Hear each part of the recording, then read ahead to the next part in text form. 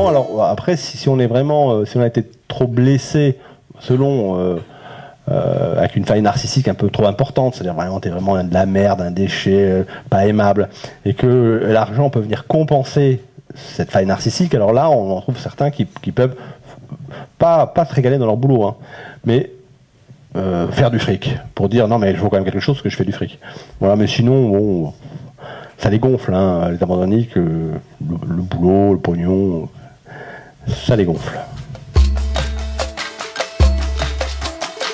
Et justement, il y a une problématique un peu narcissique aussi de l'abandon, parce que l'idée c'est,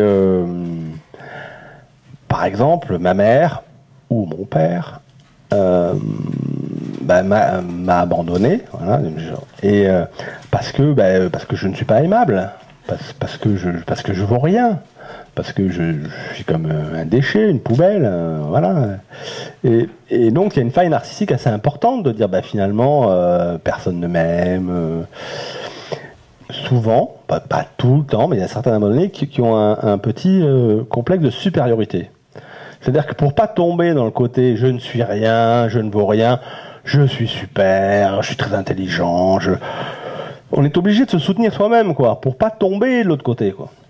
Et on peut glisser comme ça dans un truc qui est très à la mode, hein, qui est le pervers narcissique, qui est en fin de compte, le pervers narcissique, c'est la même chose. On va dire qu'il y a une faille de l'autre côté qui est vraiment je suis rien, je ne peux pas, je suis dans l'incapacité dans cette faille, donc je ne m'y approche même pas.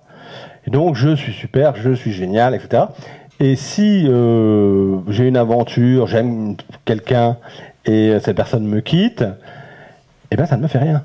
Parce que je n'ai pas la capacité de me laisser entraîner dans quelque chose qui m'amènerait dans la dépression, qui me ferait couler. Donc il n'est pas question que je m'aventure sur ce terrain-là, et donc je reste toujours super quoi qu'il arrive, je ne souffre pas. Voilà. Je ne manque de rien. C'est le déni, ça, du manque, de la perversion. Et donc c'est vrai que c'est assez proche. Voilà, l'abandonné que lui a eu, là, il est abandonné, il s'effondre, enfin bon. Mais la défense n'est pas lointaine. C'est toujours une faille, en tout cas, qui est là. Il y en a un qui peut tomber dedans.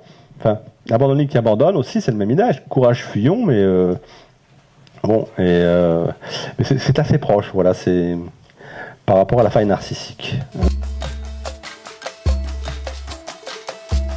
Je reprends un peu Lacan, j'aime bien, et je le divise en ces trois registres, donc réel, symbolique, imaginaire.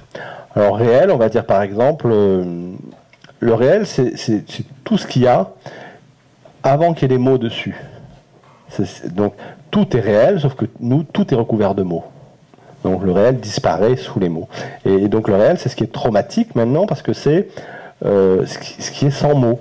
Et ce qui est sans mots, c'est le trauma. Voilà. Mais pour faire plus simple, on va dire, pour prendre quelqu'un, on va dire par exemple, le réel, c'est le corps. Par exemple, si je souffre et que je ne sais pas ce que j'ai, je ne fais que souffrir, ça c'est réel. Voilà. Dès qu'on me dit ah c'est terrible, je vais voir le médecin et tout, je vais mourir, etc. Je vais voir le médecin, il me dit ça va, vous avez ceci, cela. Bon, déjà je vais mieux, je sais ce que c'est. Je l'ai mis dans le symbolique. Voilà. Donc le réel, on pourrait dire que c'est le corps. Le symbolique, les mots, tout ce qui va avec les mots, c'est-à-dire les mots qui recouvrent tout. Moi ici, tout est recouvert de mots, il n'y a rien qui dépasse, même un mur, une lampe, on s'en fout, une caméra, tout est recouvert de mots. Voilà. Les mots recouvrent tout. Voilà.